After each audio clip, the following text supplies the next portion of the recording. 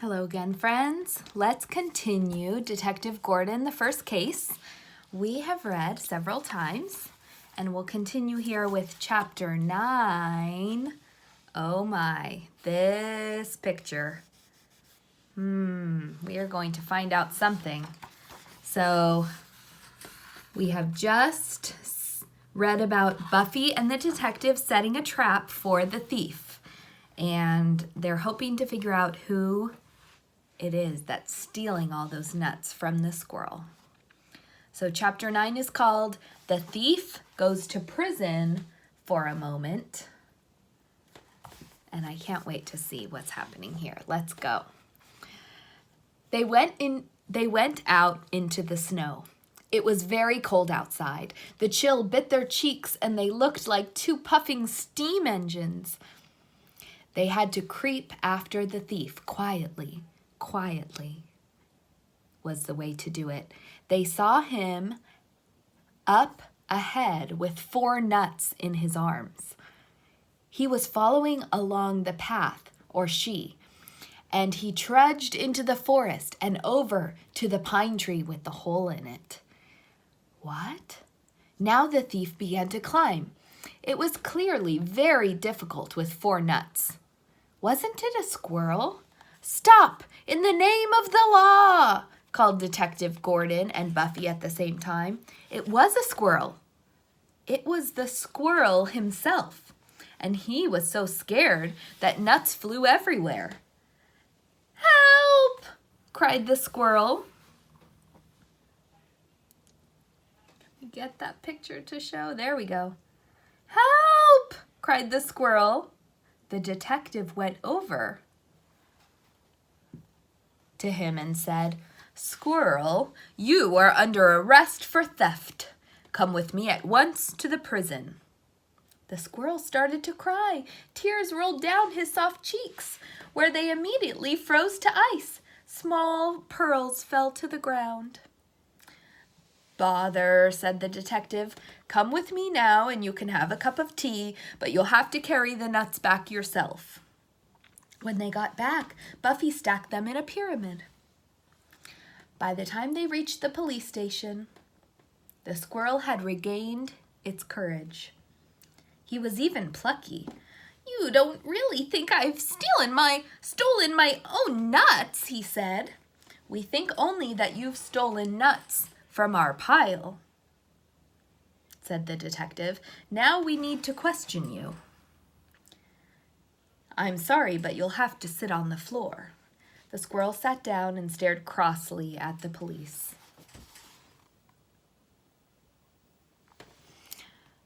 What is your name? Asked Buffy. Vladimir, said the squirrel. The detective took notes. Where do you live?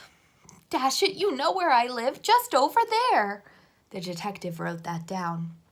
Why did you steal our nuts? Asked Buffy. The squirrel sighed. Then he started a long story. You don't understand how much I missed my lost nuts. I have 15,704 nuts, but 204 of them have been gone since last night. It's like having 204 small children who failed to come home, and I don't know where they're living. Are they all right? Are they suffering? I miss them so much I can't think about anything but my lost nuts. Don't you have children of your own? Both shook their heads. The squirrel continued his complicated story. Sometimes the detective didn't know if he was talking about real children or nuts. Sometimes new creatures appeared in the hole in the tree, or perhaps they were nuts and they disappeared again. The detective didn't interrupt. Neither did Buffy. She wanted to become a proper policewoman. Sometimes they said a small uh-huh to keep the squirrel going. The squirrel knew all his nuts by sight, he said. He had names for them all. He even celebrated their birthdays. Don't you eat them? Yes, said the squirrel, if I must, but only because of hunger. The story continued. Now it was about love and passion. You know, of course, what love is, asked the squirrel. I'm too old, said the detective with a sigh. I'm too wrong?" said Buffy. "Oh, it pains my heart so much to lose the only thing that matters to a squirrel, nuts."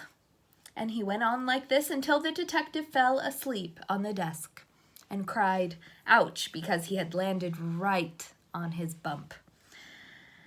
"I've hardly slept the last few nights," he explained, feeling ashamed. Now the police had to decide what should they do. "You who love nuts so much," said the detective, "you of all people should understand what it feels like to have them stolen, especially when there's a sign. Now you must sit in prison." The squirrel's face grew longer and he was on the verge of tears again. "For a moment," said the detective, "a quarter of an hour or so. You can take whichever bed you choose, and you'll think about it, and you'll think about how someone feels when they've been burgled." "I can lock the door," said Buffy. "No," said the detective, "I don't like locked prisons."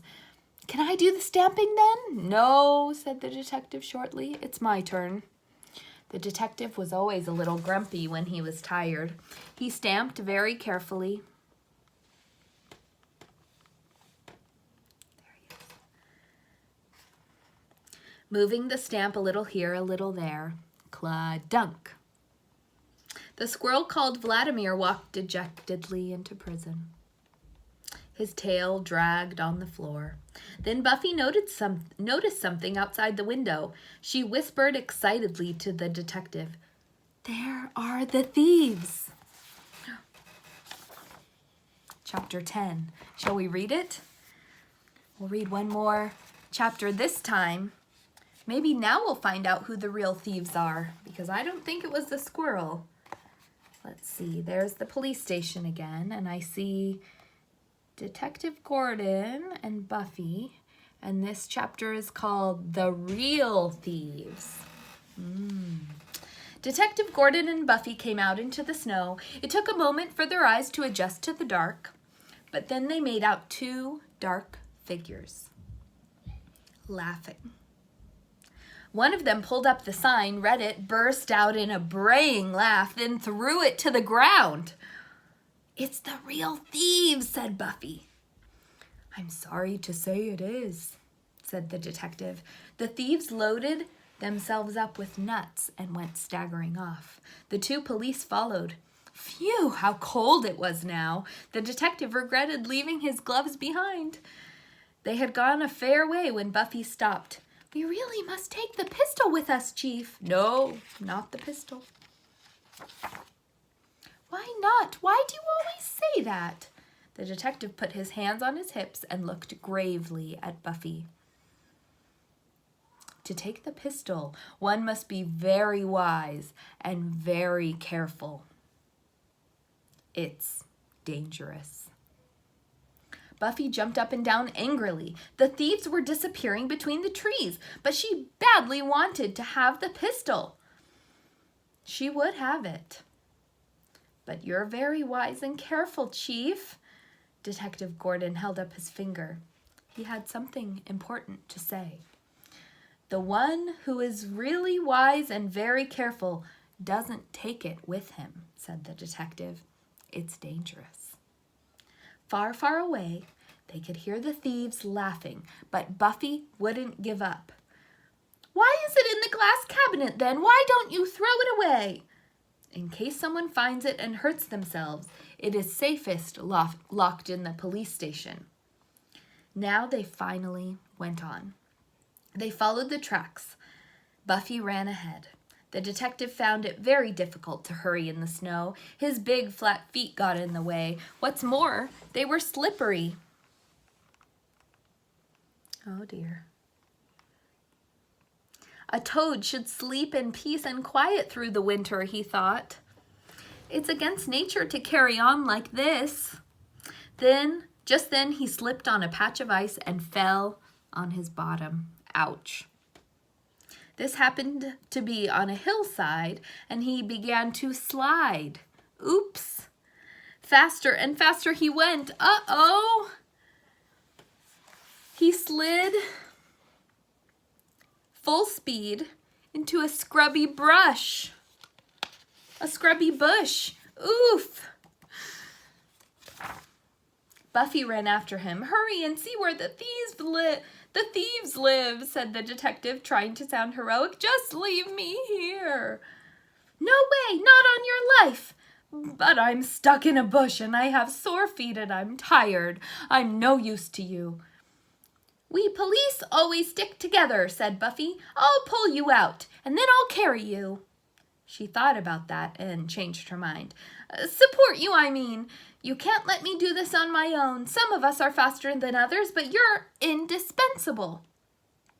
We police need someone who's big, wise, with a very powerful voice."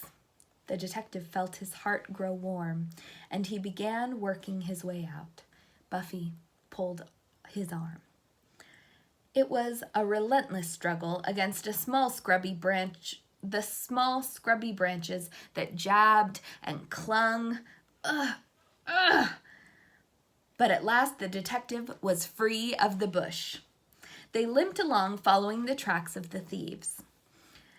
They arrived at a large oak tree with a big hole in it. The thieves were inside.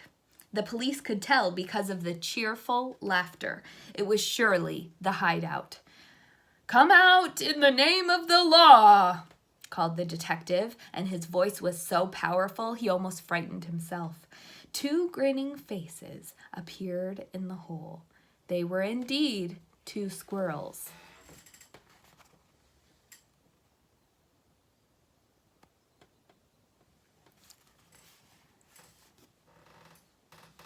"You're the ones who have stolen Buffy's 20 nuts," called the detective. Came from inside the hole. "And stolen Vladimir's 204 nuts. And the nuts of the woodpeckers and the jays and the mice. Ha ha ha ha." The detective and Buffy looked at one another. They nodded. The squirrels had practically admitted to the crime. The detective knew what the squirrels were thinking. They were thinking, "Ha ha ha, we're so clever." And they were probably thinking, "Finders, keepers." And "if you can sit on it, you own it." And "ha ha ha, we're so smart." The detective could practically hear the thoughts behind their boisterous laughter. "We can take whatever we want." That would never be so in his police district. "Come down in the name of the law," called the detective. "We must ask you to come with us to the prison." Up in the hole, the 2 squirrels began to laugh even harder, and they started to nail and hammer sticks across the hole so no one could come in. When they finished, they looked like bars, prison bars. "Ha ha ha ha," they called. "You can't get us, and we're not coming out." Buffy and the detective looked at one another in surprise. "They've put themselves in prison," said Buffy. "That works quite well," said the detective after a moment. "In fact, much better, though it's always a little sad when people put themselves in prison."